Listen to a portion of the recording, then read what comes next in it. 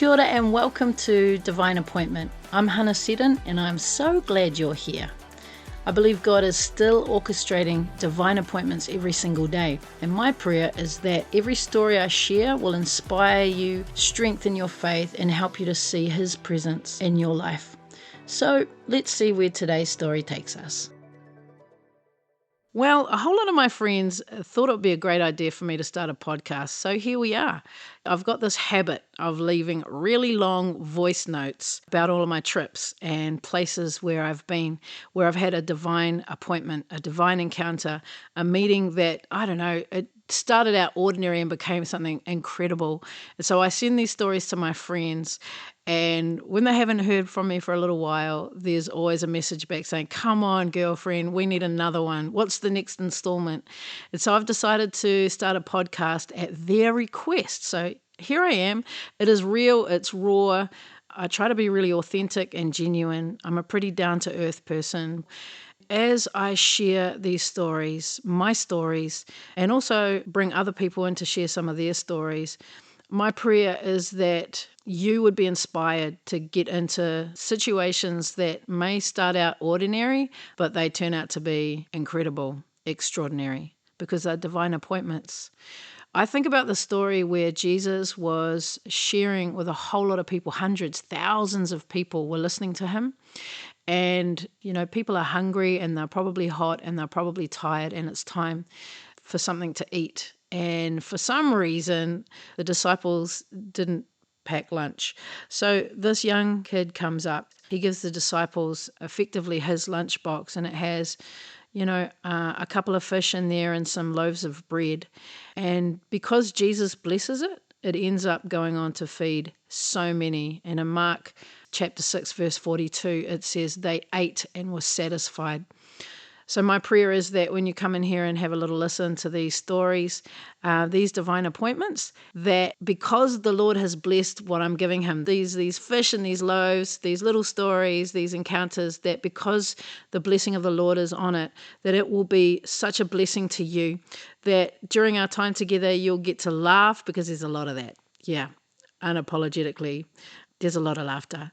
That you'll cry probably, because there's a lot of that too coming up. That you'll contemplate, you'll reflect, and that it will really lead you to consider, Lord, where are you leading me? What do you want me to say to that person in the supermarket? Or how do I approach the subject with my family? Or, there's just so many stories that are coming up. It's so good. And we're going to start actually with my testimony, a testimony of grace, the grace of God.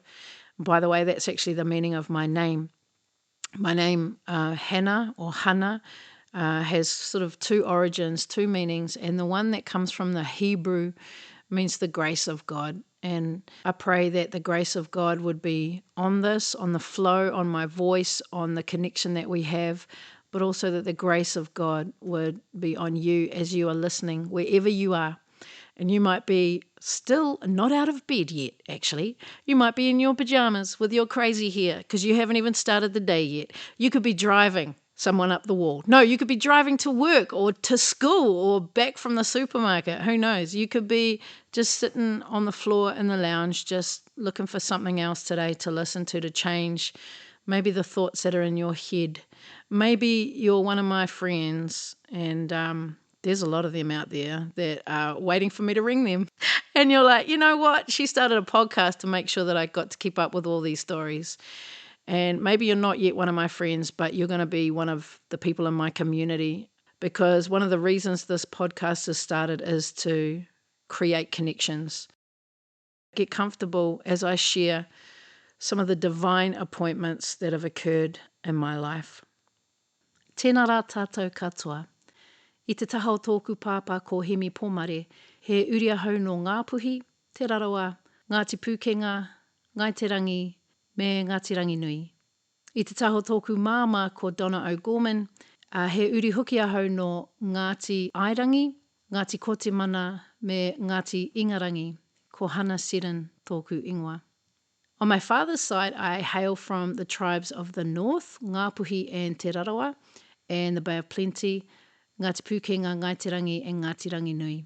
I also, in that mix, have an American ancestor from Vermont, who travelled across many, many years ago and came to live and settle in Aotearoa, New Zealand.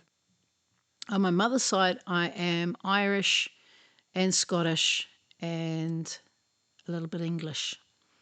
I have two beautiful sons, adult sons, and a grandson as well. Sadly, my father passed away just 2 years ago now. At the moment, I'm based over in Kansas for a few months and I've been traveling, from coast to coast. It's been amazing connecting with all kinds of people in so many of the states of America and particularly with the native whānau, Indigenous whānau, First Nations tribes here in this country. So it's been amazing and I'll get to share some of that throughout our time on the podcast. If I could share a little bit about my upbringing, I was born and raised in Taita in Lower Hutt, and we didn't grow up in a very wealthy family at all. We actually didn't have that much money, although my mum did an amazing job feeding us and clothing us and making sure we had a good place to sleep. So, yeah, I'm extremely grateful for my mum and everything that she provided for us. In terms of the family dynamics, I would say that we have an interesting whole family tree if you were to map that out. My mother and father, they were actually together for about 6 years. At the very end of that time is when I was born. My mum and dad, they actually parted ways before I was even born, really. So because of that, that meant that I didn't actually get to have a strong connection with my father. He was around when I was a baby, which was amazing to hear, and he was there when I was born, in fact. So between my father, who is a father of 7, and my mother, 2 other siblings that I have, I'm actually one of 9. I'm the eldest of my mother's children and the second eldest of my father's children. When my father began a new relationship, and a new family, they actually moved further up the country to study, to become teachers, and were amazing in the education field, particularly in full immersion Māori speaking community, where they taught everything in Te Reo Māori, the Indigenous language of Aotearoa, New Zealand. So that meant that my mother raised me, and so it was just me and her for a long time. And then she met another man, and so he was actually also of Irish and English ancestry, and they were married and then had my brother and my sister, and that's who I grew up with. So I grew up with one brother and one sister where I lived, and then my father, further up the line, up the country, he was married with 5 children. Later down the track, we also met our other brother and older brother. So together, I am actually I'm one of 9. And the family that I grew up with, my stepdad was a beautiful man, but he really struggled with addiction, especially with alcohol. And there were many reasons in his past why that was the case. And I think he tried to be there as much as he could, but in the end, my mum and him separated. And so there was a period of time there where I had a dad around, a stepfather around, but most of the time I didn't. And most of the time it was just me and my mum and my brother and my sister. One of the things about being in a family where your mother is Pākehā or white, and your stepfather is white, and your brother and your sister are as well, and you're light brown, is that there's this whole interesting dynamic about, oh man, how do I fit into this family? And even my name was different. I had my mum's birth name, her Irish name. And then I wasn't quite sure if I could take my dad's name because, I didn't spend a lot of time with him at all. And so I didn't feel like I had earned the right to carry my dad's name, my family name, even though that was my birthright. I didn't feel comfortable or able to have his name. So I had this little dilemma as a kid where I thought, man, what am I going to do? Because my mum is that name, and she's her married name, and my brother and sister are her married name. And then there's my dad's name, but I'm not quite sure. I don't think I want to take that either because then I'll be the only one down here. And so I made a decision at a young age, actually, to have my stepdad's name so that I could fit in. I decided when I was a little kid I was going to take his name, and that way I would have a sense of belonging, that I would carry his name. Not because I knew what his lineage was or his heritage was, just because I wanted to blend in and not stick out. So I went to school and I changed, like, my name tag at school and crossed out all the names on my book and started to try out this new name. And eventually, in all of the systems of life, that became my official name and my legal name. And in fact, it's still my legal name today.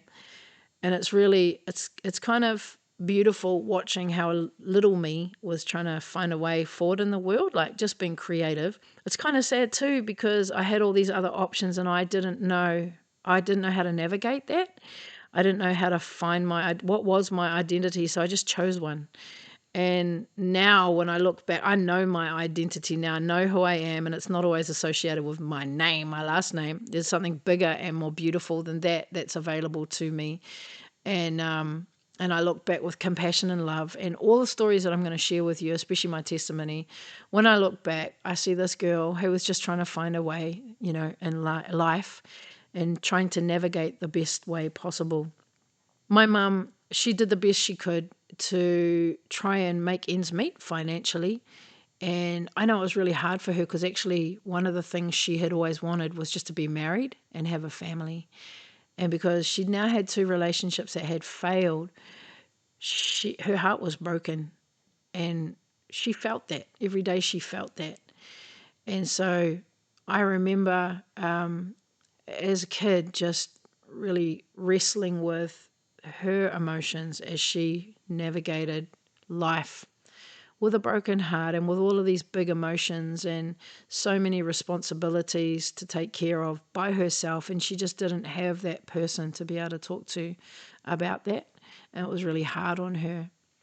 When I was around about 8 years old, she went from the traditional Catholic religion that she'd grown up in, and she had this friend. I don't know, she'd kind of ended up at some church and had a whole different experience of who Jesus was from what my mum had understood growing up in the faith that she'd grown up in. I just want to be clear, I'm not trying to criticize anything. I'm just telling the story as it happened. But so my mum went with her friend and discovered that you can actually have a relationship with Jesus. Like, it's not just a book you read from the past, but this is someone you can talk to every single day who actually answers. And you see his hand move, like, in so many beautiful ways in your life. Just like the wind, you can't necessarily see it, but you see what it does. And you cannot deny that the wind exists. Well, all of a sudden, my mum goes from certain rituals and practices and rhythms and all of that jazz, and now she's having this new relationship with Jesus, and it's life-changing. And I mean, I'm 8 years old, so I'm just getting dragged along at this point to church. It's not like I wanted to know who Jesus was. I was quite happy just being 8 and doing the things I was doing. But you can't help but notice your mum and the changes that are happening in her life, even when you're 8 years old. Our kids are watching and they're paying attention, and they feel what's going on with us, whether we think they do or not. Just because they don't say anything doesn't mean they don't notice. And I noticed at 8 years old something had changed with my mum. So I start going along to church with her, and we go to this apostolic happy clappy church, which is a little bit different to the Catholic church that we come from. And my mum is a worshipper, and she joins the music team on Sunday morning. She starts becoming one of those, singers on a microphone. I was like, wow, look at you. Nothing I was interested in. I hated the idea of standing in front of a group of people at 8 years old, at 18 years old, at 28 years old. Even now that I'm 48, yes, that's right, 48 years old. I'm not a fan of standing up in front of a whole group of people unless there's a really great reason. And worshiping Jesus is a really great reason. So my mum was up there and she's worshiping the Lord. And I don't know, there was just this feeling that I would have whenever music was being played. And it wasn't just music like it had been before, but this is a different kind of music. And the sound and the frequency and I don't know, the whole atmosphere would change when they focused on Jesus and started to sing to him. So as an 8-year-old who hasn't, I didn't decide to follow Jesus, she did.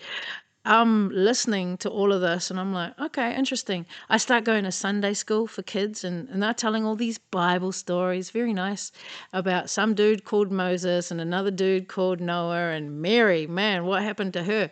And all of these different stories in the Bible. And so to me, it's knowledge and it's informative. But at this point, as a kid, I haven't made a decision to follow Jesus. And until I do, until I make that decision or lean all the way in to this relationship, then it's my mother's relationship. It ain't mine. Fast forward, I guess, by the age of 11 now, I've been 3 years around my mum and this faith that she has been growing in. And she, the things that are going on in our house, this is not just a Sunday experience for her, it's an everyday experience. So now our whole family has changed, our household has changed, the music she listens to has changed. And I don't know if any of you guys have ever heard of Keith Green? Well, my mum used to play Keith Green, and this crazy, big, curly-haired dude who played the piano like no one I've ever come across was who she used to listen to. She had records. Yeah, I'm that old. She had records and she used to play these records and these tapes and eventually these CDs with Keith Green. Man, this guy was epic. He was the soundtrack of my childhood. And he was such a beautiful, beautiful worshiper. And so I grew up listening to him. And then she'd listen in the morning to this guy called Derek Prince, who had such a boring, flat voice. I hope I don't have a boring, flat voice. But the point was, like his tone might have been boring, but what he said, oh my gosh, it was fire. It was so good. And so I would hear all about the spirit world. What? You mean there's more? And I think instinctively as people, we know there's more, but this dude, Derek Prince, would talk all about these high and beautiful, amazing spiritual realities. And so all of these things are shaping my worldview, my view of the world.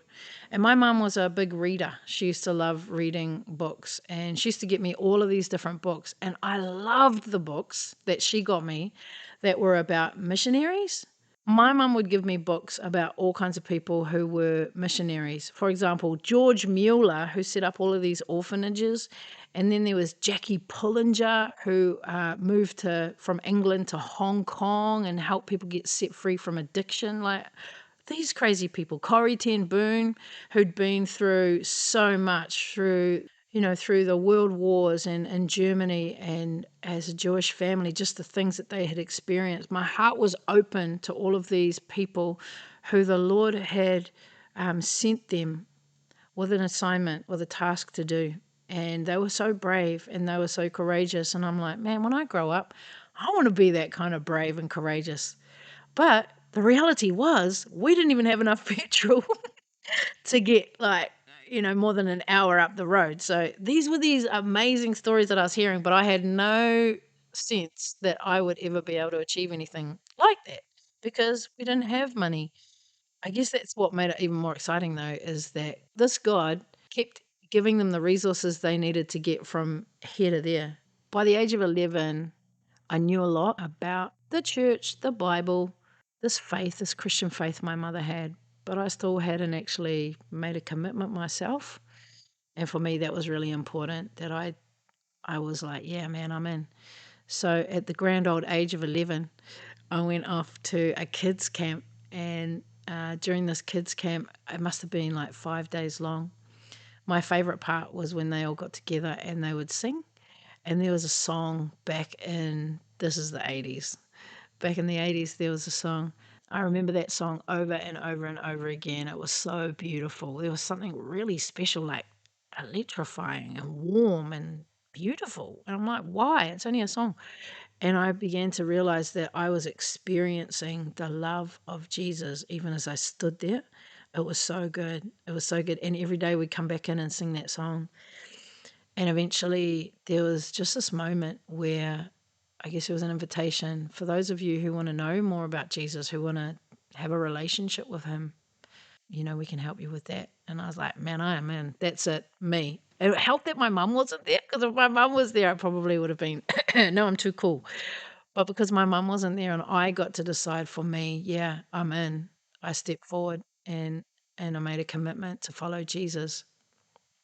And it was the most amazing thing. I came back bouncing, skipping, singing, full of joy. I believe in Jesus. I believe he is who he says he is. And I'm like connected to him now, and I can feel his presence with me. What is that? That's so cool.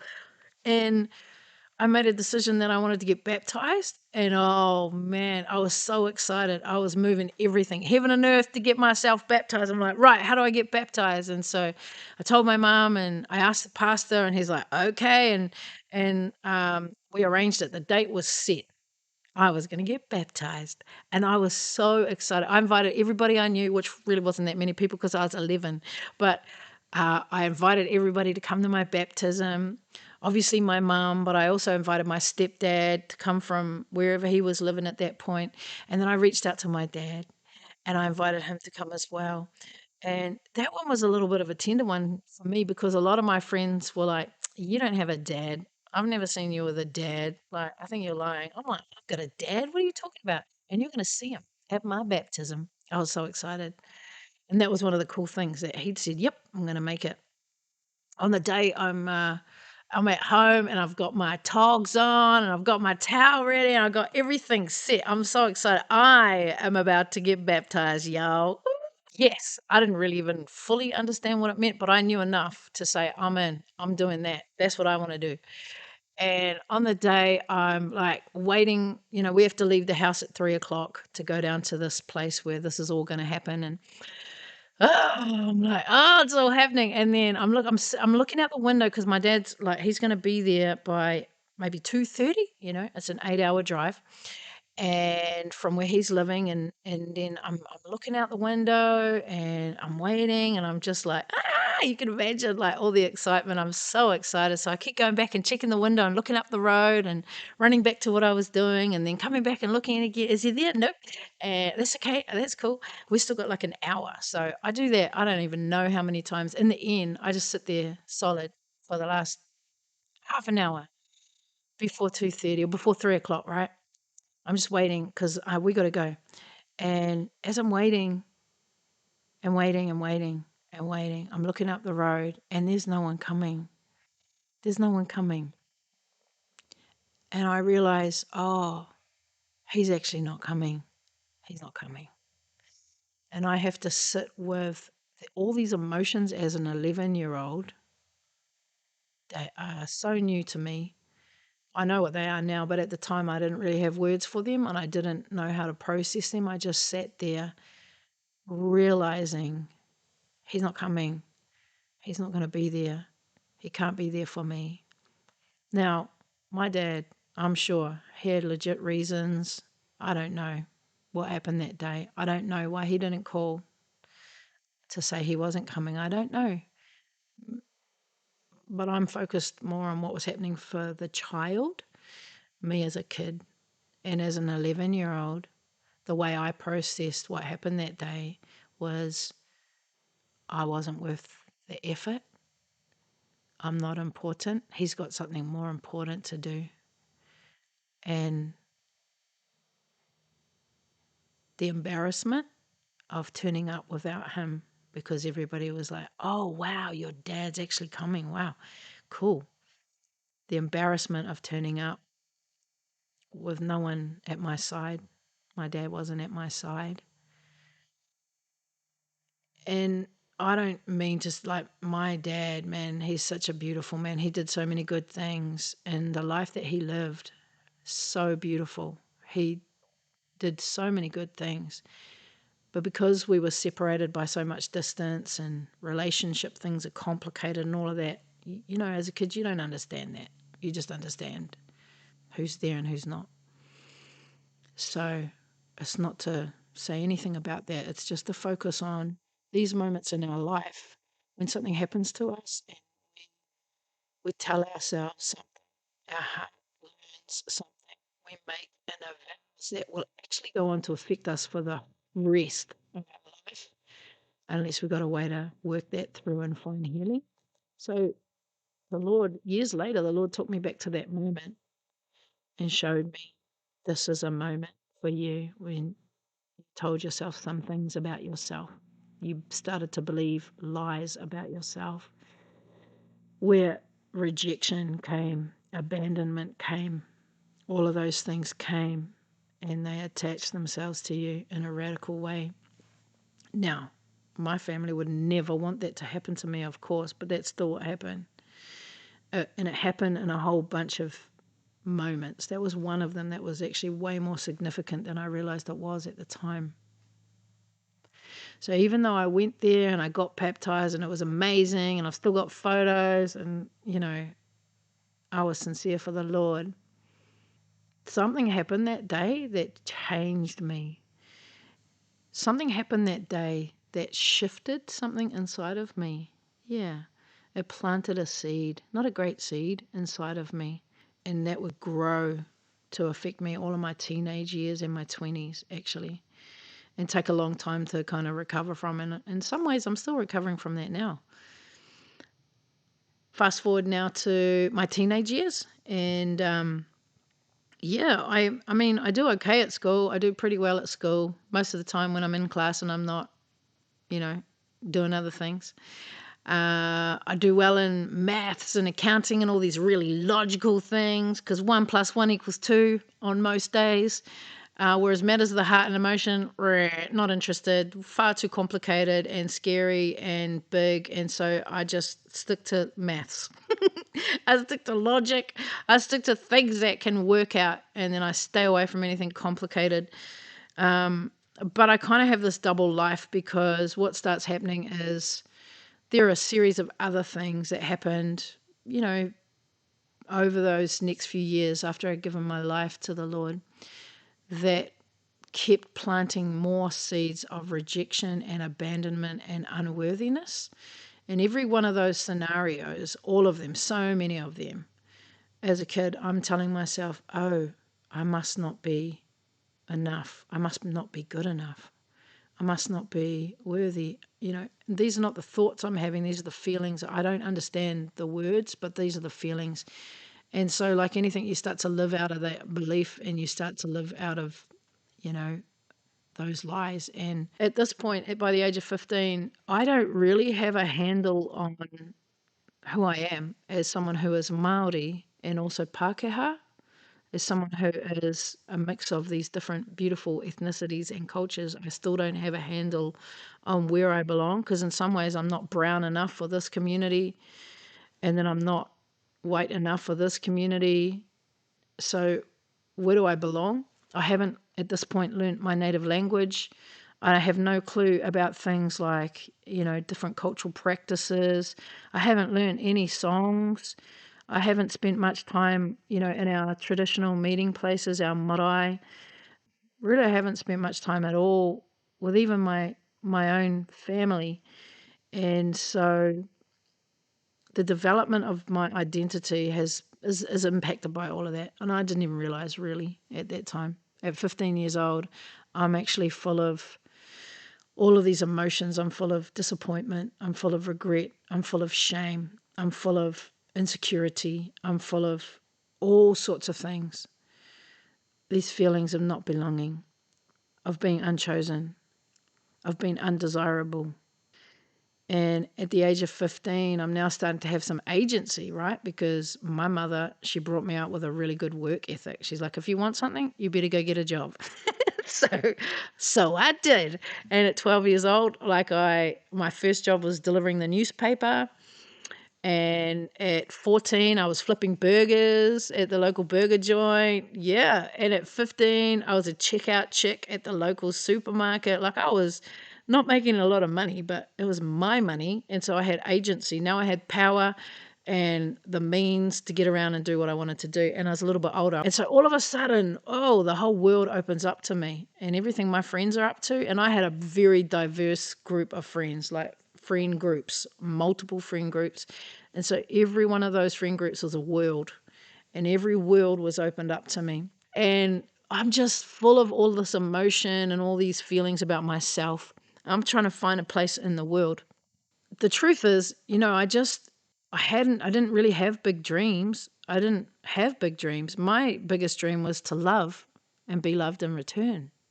That was the biggest dream. And by the age of 15, well, that wasn't happening in the way I wanted it to. Such a young age. I think I'm so old at 15, but I'm only a baby. And I haven't found that love yet. I thought I did with Jesus, but then there was all these other more exciting things going on. I was like, hang on, Jesus, I'll be back. I'm just going to go and see what's up over here. And pain and heartbreak and amazement and wonder, they just draw your eye away from the real love, the first love that I had. And so I start going to parties and I start dressing different, acting different, getting up to things my mother would not be happy about. And I cannot tell them in detail on here, by the age of 14, 15.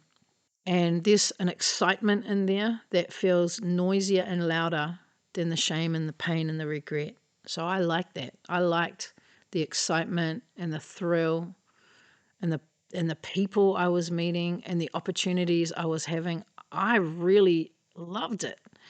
And so I almost lived weekend to weekend, at the age of 15. Yeah, I went to school, boring. But really, I was looking for the next party, the next thing to go to.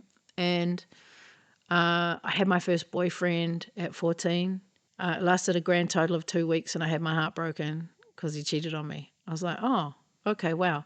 And then 15, it continued, and I was around, like I said, a group of friends. Their world was very different from the world that I grew up in my Christian faith. But it was exciting to me because it was so new. And I was getting this thing called freedom, a taste of freedom. And so some friends of mine that I enjoyed hanging out with, they seemed to be able to do whatever they wanted, whenever they wanted, and they seemed to love it. So I was like, I'm in. I'm coming with you. I moved out of home at 15 and I went and lived with a family, well, with some friends whose parents were many things, but they were also drug dealers. And so, I didn't even do drugs at this point. I wasn't smoking weed. I wasn't doing anything like that. I was just drinking alcohol a lot. So I go and live in this house and they try to actually protect me from that. They try to stop me from seeing that that's what was going on. So when people would come over, like this all happened out of my sight. And even when they would all do drugs together, they'd try and make sure I was not in the house because they knew that I was innocent, I was naive-ish. And then you can't be in that environment very long without figuring out what's really going on. And so they then finally invited me into that whole situation. And while I was there, there were a lot of fun times and good times, but there are a lot of things that inevitably were going to happen, inevitably, because of who's attracted to that lifestyle. And in that place, there was a man who came along and he would kind of be there once a week or so. He was actually, I would say he's probably in his late 20s, maybe 30s. He was a lot older than me. And he asked me to babysit for him once. And we ended up in a situation with me and a friend of mine and this guy where he'd offered us drugs that I knew nothing about, but I just took them because I was unaware. I just wanted to fit in. Here's that thing again. I just long so desperately to belong that if this is what you all do, okay, I'm in. And so I end up in a very vulnerable situation, and in that time, was sexually abused by this man. And when I came back to tell the people that I was staying with, I tried to approach it. I tried to tell them what had happened, but I just felt like they didn't know what to do with it or didn't really want to hear it. Or maybe even, man, well, that's your own fault for walking into that situation. And so I never said anything to anybody. I just absorbed that. And then years later, that person ended up being someone who had raped and killed and buried a little child. And I saw his face on the front page of a newspaper. And it just added to the shame. It added to the sense of being tainted, dirty, ruined. It added to this feeling of being unworthy, undesirable, undeserving, not good enough. The lie I already believed just got bigger and bigger and bigger. Yeah, so that happened when I was 15, and I don't know how many, maybe 6 months or so I was in that whole situation. And I had just one casual relationship after another, because at some point I just wasn't, it was just the world I was in. That's how it was. But internally I was eroding, and I felt this deep shame and this guilt and this regret that I was not following Jesus. That in fact I didn't even want him to look at me, because I felt so ashamed. Well, how did I even get here? How did I even end up in these situations? Like, I knew better. My mum was really good at making sure I knew better. But I was so willful and so rebellious and so determined to set my own path that I was not going to listen to anybody. I'll do what I want to do. Don't anyone tell me what to do. I'm going to live my own life. And as I went about doing it the way that I wanted to do it, oh my gosh, I created so much havoc, and people took so much advantage of it, that we roll forward now to the age of 18. And, I had this kind of double life where I did well at school when I was there. I got awards even, like I was top 2% of the country in maths. Come on. But also I'm hanging out with gang members, and no shade on gang members. It's just probably not the best place to be when you're 15. All these things going on. And, you just keep going in that until you get to 18, up and down, up and down, up and down, back and forth, back and forth, back and forth. I love you, Jesus. Don't look, Jesus. I love you, Jesus. Don't look, Jesus. And my mum is almost pulling her hair out as she's watching me self-destruct. And now I have more autonomy, more power. I got the means because I'm a good worker. I've been working since I was 12 years old. I'll take care of myself. Thank you very much. She's watching this, and what can she do as a mother? What can she do as she watches everything fall apart? Thank you for joining me today, and may the Lord bless you and guide you into the next divine appointment. Hei kona, I'll see you next time.